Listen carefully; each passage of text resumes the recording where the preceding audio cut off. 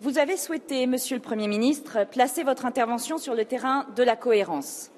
Le gouvernement renouvelé que vous avez constitué entend faire de cette vertu un mot d'ordre et, nous dites-vous, une marque de fabrique.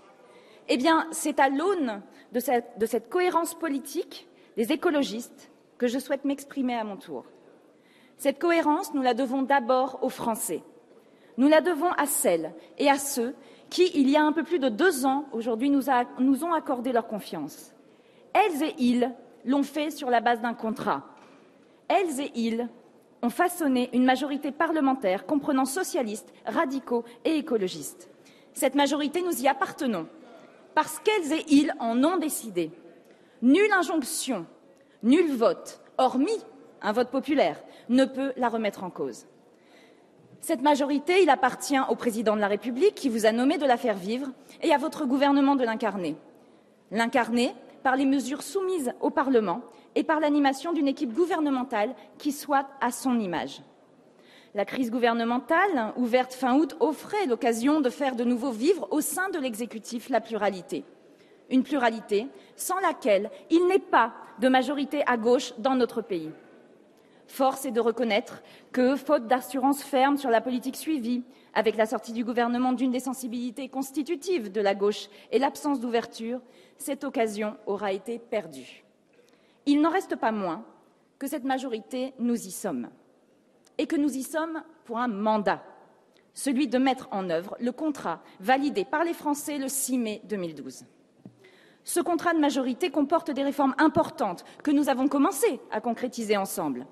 Je pense à la refondation de l'école, à la loi sur le logement et l'urbanisme, au premier volet de la réforme pénale. Ces réformes votées, il vous appartient de les traduire en décrets d'application, en réalité perceptible dans la vie quotidienne des Français, comme cela a été le cas hier avec le plafonnement des frais d'agence pour les locataires.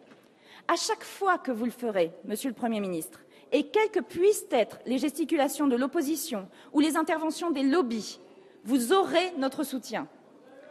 Le contrat de majorité, ce sont aussi des engagements clairs sur le droit de mourir dans la dignité, sur la démocratisation d'institutions qui prouvent chaque jour qu'elles ont fait leur temps, sur la représentation de tous les Français au Parlement par la proportionnelle, sur la poursuite de la réforme pénale. Ces questions, dont la liste est loin d'être exhaustive, devront faire l'objet de projets de loi, à l'élaboration desquels nous sommes disposés à apporter notre contribution et notre soutien.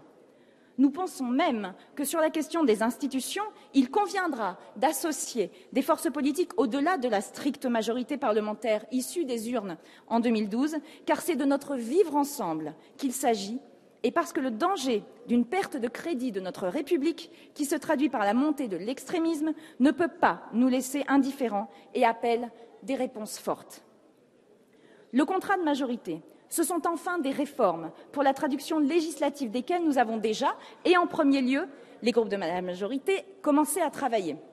Je pense bien entendu au projet de loi sur la transition énergétique, porté par la ministre de l'Écologie. Il constitue, à nos yeux, un bon point de départ pour la discussion.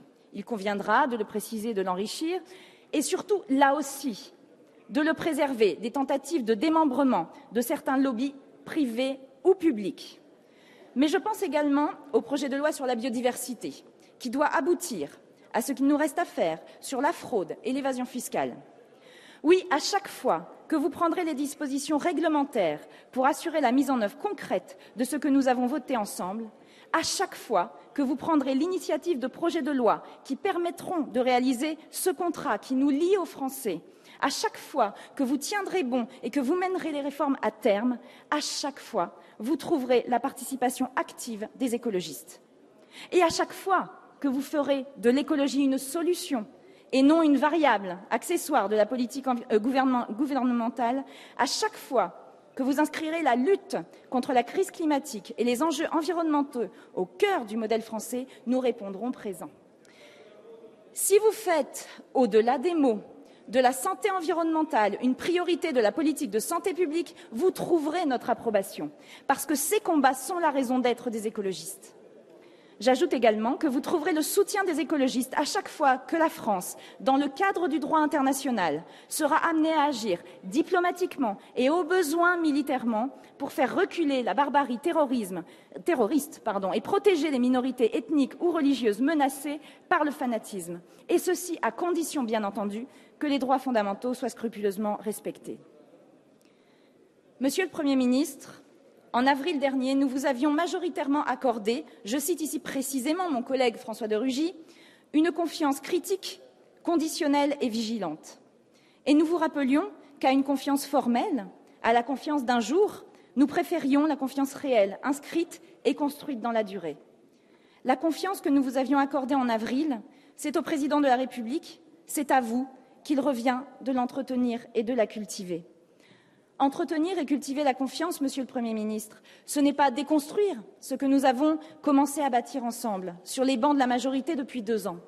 C'est concrétiser une disposition centrale d'une loi votée à l'unanimité de la gauche et des écologistes. Je pense, bien entendu, à l'encadrement des loyers. C'est tenir un engagement fort pris lors de votre dernier discours d'investiture. Je pense à la simplification du millefeuille administratif et à l'avenir des conseils départementaux. C'est respecter les engagements de la France sur la question des nitrates rejetés dans notre environnement, faute de quoi nous risquerions de lourdes pénalités financières. Ce n'est pas agiter de vieilles lunes sur le travail dominical, les professions réglementées ou encore sur des aménagements du droit du travail qui ne seraient pas la conséquence d'accords entre partenaires sociaux. Entretenir et cultiver la confiance, Monsieur le Premier ministre, c'est avant tout tenir, vous l'avez dit, tenir sur la ligne politique validée par les Français en 2012, une ligne réformiste, de gauche et écologiste. Tenir également sur les engagements que vous aviez vous-même pris ici, il y a 5 mois. Vous nous dites que votre nouveau gouvernement et votre déclaration de politique générale sont, entre autres, la conséquence d'une nouvelle donne sur le plan européen. Quelle est donc cette nouvelle donne? S'il s'agit de la nouvelle Commission, permettez-nous d'exprimer quelques doutes. Sa composition sonne parfois comme une véritable provocation envers les préoccupations environnementales et les engagements écologiques pris par l'Union européenne. Sa ligne politique nous inquiète et nous ne voudrions pas que sa devise puisse être « tout changer pour ne rien changer ».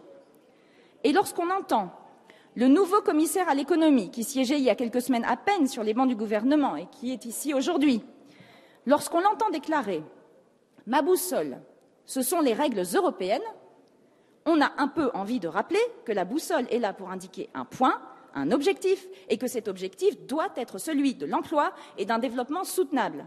Bref, on a envie de lui dire qu'il ne faudrait pas confondre la boussole qui indique un cap et un parcours qui détermine un chemin.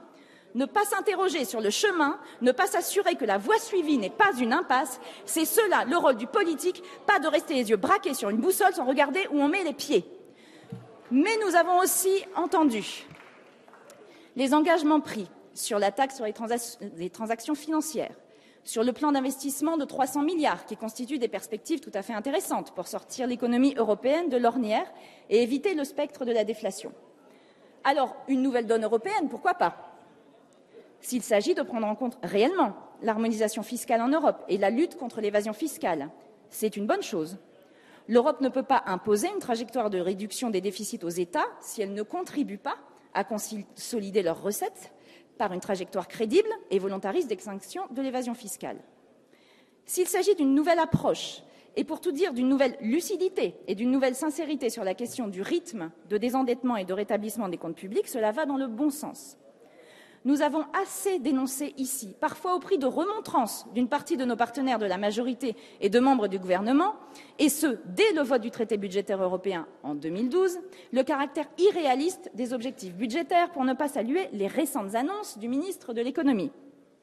Nous avons toujours plaidé qu'afficher des objectifs irréalistes était non seulement un facteur mécanique de récession, mais également un facteur de démobilisation des acteurs économiques et de perte du crédit de la parole politique. La défaite de la majorité précédente, qui n'avait jamais atteint les objectifs qu'elle avait fixés, doit nous servir de leçon. Oui, nous saluons ce réalisme qui reconnaît enfin aujourd'hui ce que nous disions lors du vote sur la trajectoire budgétaire. Nous demandions qu'on cesse enfin de faire semblant de croire à des mécanismes de convergence qui donnent toujours lieu, in fine, à de petits arrangements avec la vérité. La vérité a depuis éclaté. avec les perspectives budgétaires enfin réalistes, à défaut d'être positives, annoncées il y a quelques jours par le ministre de l'Économie. Cette vérité, tirez-en les conséquences. Au plan intérieur, en n'ajoutant pas de la rigueur à la rigueur. En veillant, comme le rappelait votre prédécesseur, à ce que les efforts des salariés s'accompagnent d'engagement des entreprises. En vous assurant que les aides aux entreprises et les exonérations de charges n'arrosent pas le sable des banques et de la grande distribution, mais bénéficient réellement aux jeunes pousses et aux entreprises qui en ont cruellement besoin. En travaillant au plan européen à ce que les investissements annoncés s'inscrivent dans une véritable stratégie industrielle, une stratégie axée sur une économie de la sobriété énergétique et de la transition écologique, une stratégie qui constitue à la fois une perspective de création rapide d'emplois et une réponse aux défis que le monde entier s'apprête à aborder lors de la conférence de Paris sur le climat de l'an prochain. Alors oui, dans ces conditions-là, vous aurez notre soutien. Monsieur le Premier ministre, vous avez fait un choix que la Constitution ne vous imposait pas, celui de demander la confiance de l'Assemblée nationale. Je vous ai expliqué pourquoi, instruits par l'expérience et insuffisamment rassurés par la clarté de vos engagements, les écologistes ont jugé en conscience qu'il ne leur était pas possible de répondre positivement à cette question. Et je crois avoir décrit la cohérence d'une démarche qui, outre que nous nous refusons d'ajouter la crise à la crise, prend acte du desserrement de contraintes budgétaires absurdes. Une démarche qui entend votre volonté réitérée de mener à bien les engagements écologiques de notre contrat de majorité. Une démarche qui intègre pleinement la gravité sans précédent de la situation économique et sociale. Une démarche qui reconnaît la volonté qui est la vôtre de redonner du pouvoir d'achat aux plus démunis et de desserrer l'étau fiscal sur les classes moyennes. Notre vote d'aujourd'hui sera donc à l'image des sentiments de celles et ceux qui nous ont fait confiance en juin 2012. Un vote de doute, un vote de désappointement, un vote d'espoir incrédule, qui ne demande qu'à être réveillé. Notre confiance, Monsieur le Premier ministre, nous ne vous l'accorderons pas plus par principe que nous vous la refuserions par défiance. C'est pourquoi, à l'issue d'une délibération collective, les députés écologistes ont décidé de s'abstenir. À vous, Monsieur le Premier ministre, à votre gouvernement, texte de loi après texte de loi, mesures réglementaires après mesures réglementaires, déclaration ministérielle après déclaration ministérielle, ce qui suppose de refuser les démonstrations d'autoritarisme comme les provocations inutiles. Oui, à vous et à votre gouvernement de renouer les fils de la confiance, parce qu'il est un constat cruel et terrible qui devrait nous réunir tous dans cet hémicycle, et quel que soit notre vote d'aujourd'hui. La classe politique n'a plus confiance, n'a plus la confiance des Français. Elle ne l'a plus collectivement, et aucune des familles politiques qui siègent ici, et pas plus que celles que l'on dit aux portes du pouvoir et qui prospèrent sur le désarroi et la défiance, non, aucune famille politique ne peut prétendre décemment avoir la confiance de nos concitoyens. Cette confiance, à nous tous de la reconquérir, par notre sens des responsabilités, par notre capacité à entendre, à écouter et à répondre aux attentes de nos concitoyens, par notre capacité individuelle aussi à respecter scrupuleusement l'éthique, à nous soumettre, nous élus, plus que tout autre, aux règles communes, et à nous respecter collectivement entre nous. Oui, Monsieur le Premier ministre, oui, mes chers collègues, la vraie confiance, la seule confiance qui vaille, c'est celle des Françaises et des Français qui trop souvent désespèrent de nous. Je vous remercie.